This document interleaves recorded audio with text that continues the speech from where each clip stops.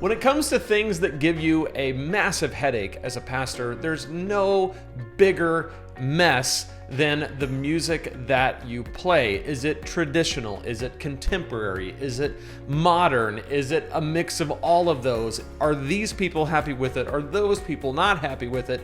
And then the songs that you sing and how you sing them. Do you do hymns?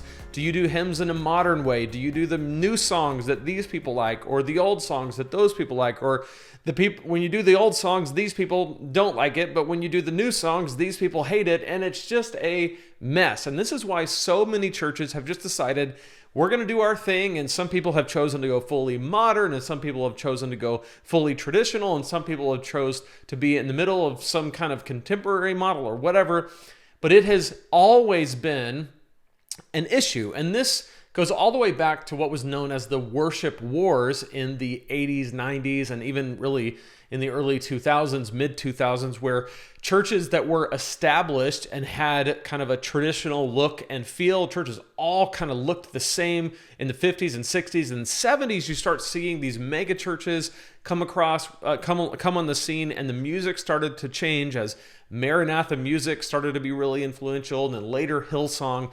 And so there started to be conflicts because all of a sudden, what used to be kind of known, the hymns that were a couple hundred years old, were now being replaced by these new worship songs. And it caused a bit of a rift in the church community. And I think largely a lot of churches now have really solved this problem by just deciding what they're going to sing and how they're going to sing it. And if you don't like it, you can go to the church down the street. That's totally fine.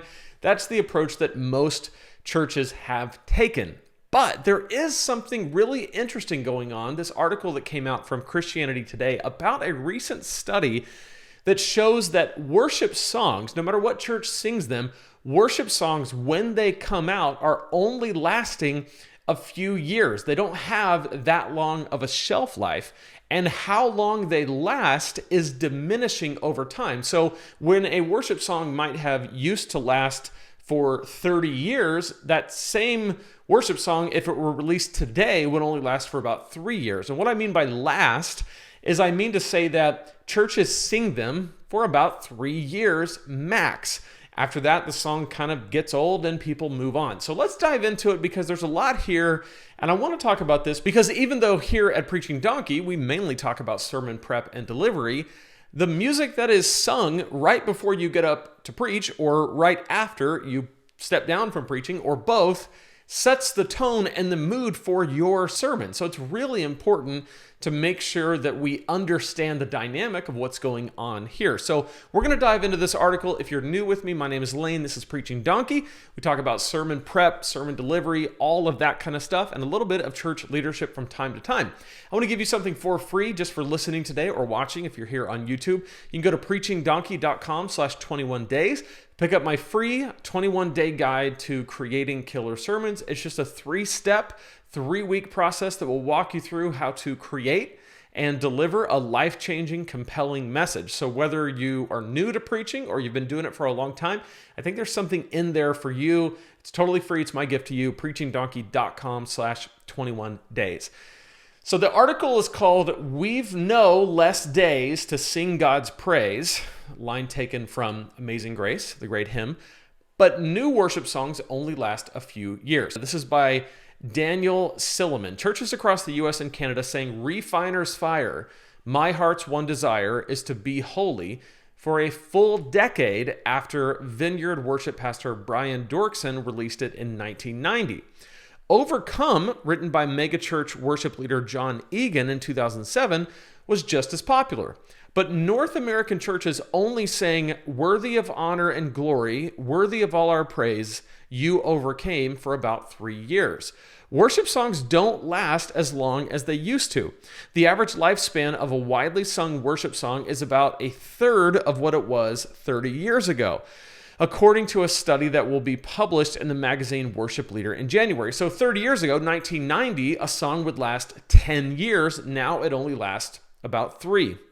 For the study, Mike Tapper, a religious professor at Southern Wesleyan University, brought together two data analysts and two worship ministers to look at decades of records from Christian Copyright Licensing International, CCLI. We're all familiar with them. We have to pay them every year. It's a lot of fun.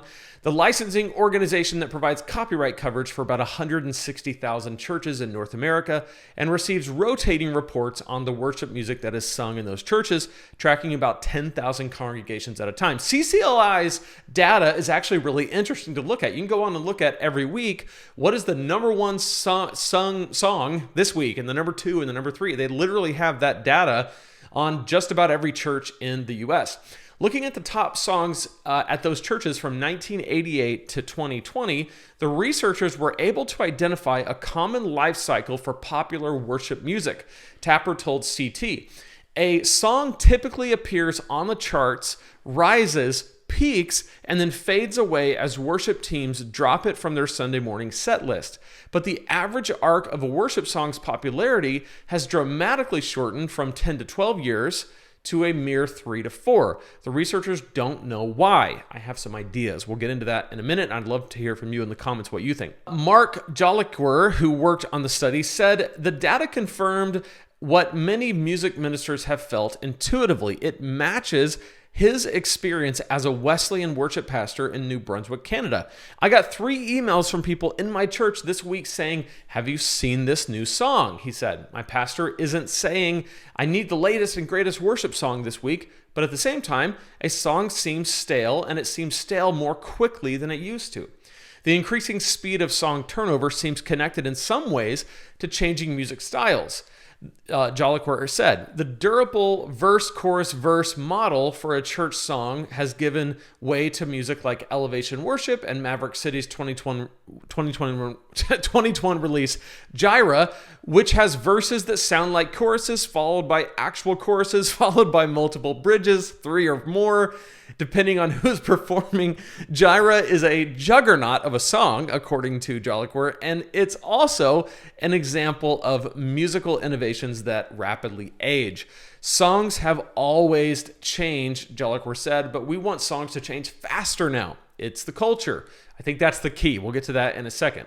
It's the soup we're swimming in, he says. Scholars who study Christian music, however, say it's probably not the songs themselves that are driving the change, but the way the music is distributed. In the 90s, worship leaders learned of new songs at conferences. Then they taught a song to their congregations by playing it 3 weeks in a row, skipping a week, playing it again the following Sunday, and then putting it into regular rotation. It might have stayed in rotation for a dozen years. Now worship leaders learn of new music when it comes out on Spotify, Apple Music, Amazon, iTunes, Pandora, and YouTube. Many Christians will stream a new song for weeks before they hear it in church. And the whole process moves at a different speed. It's tied to mechanisms of how people are discovering music and how American consumption patterns are changing, said Leah Payne, a theology professor at Portland Seminary who is writing a history of contemporary Christian music. This is worship that is sensitive to consumption patterns. I'm going to stop there for just a second because I think there's a whole lot to be said about this right here, that the culture is moving at this rapid pace with every piece of media that we have. 30 years ago, when Refiner's Fire came out in 1990, nobody had smartphones. The internet was barely available. It was slow and dial up. It was just, you weren't exposed to as many things as quickly. You had cable TV, if you had that. If not, you had 8 or 9, 10 channels coming through an antenna, and what was on, and that was the culture in which you lived. And back then, it was relatively still new to introduce songs that weren't 200 years old to a congregation.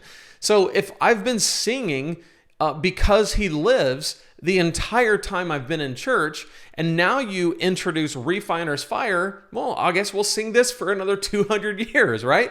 But that obviously doesn't happen. There's some staying power with some of those old hymns, and these songs cycle through quite a bit. And I've heard people say, well, that's because the hymns have a lot of depth and the new songs don't. I don't agree with that as a carte blanche statement. I think there are some hymns that are incredibly rich and deep, and some new music that is shallow and kind of flighty. And I think the opposite is true as well. I think if you look back objectively at some of the old hymns that we know and love, some of those you could say are shallow, and some of the new music you could say is deep and rich and amazing. So I don't think the age of the music has anything to do with whether or not it's going to stand the test of time. I think some songs do and some songs don't. But I think when it comes to what has been released into this modern age, it's a different context, and people have much shorter attention spans and much shorter. We need like a new hit, like we need a new dopamine hit, like a new feeling when we sing a new song. And I think that is just the product of the culture in which we live. So as you're selecting songs and as you're working through this, if you're thinking like missionaries, if you were to go into a culture that you knew nothing about and you were to say, here's what you need to do because we've always done this, regardless of what these people respond to, it would be ill-advised, right? That would not be the way to behave like a missionary. But we do the same things when we say, no, we like this song, so even if you're tired of it, we're going to sing it for the next 10 years because we like it. I think it's much the same. I think that's why the scriptures talk about let's sing a new song to the Lord. I think there's something about a new and fresh expression of praise to God and celebration of who He is that is really refreshing to people. And we can jump onto a song and we can latch onto it and it can be amazing for a season. And then it begins to lose some of that edge that it has. And that's normal. And it's the way things go.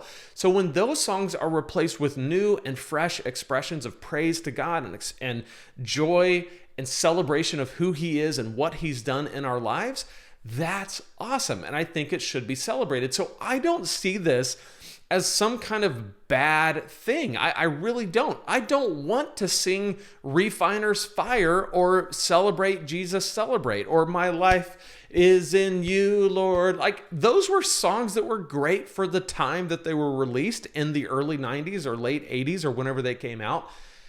But we want to sing something different now, and that's okay. And the cool thing is we have all these classic hymns that have stood the test of time that are a couple hundred years old that we still sing, and that's awesome too. Like, I love it when an old hymn is brought back into the rotation and we get to experience that all over again.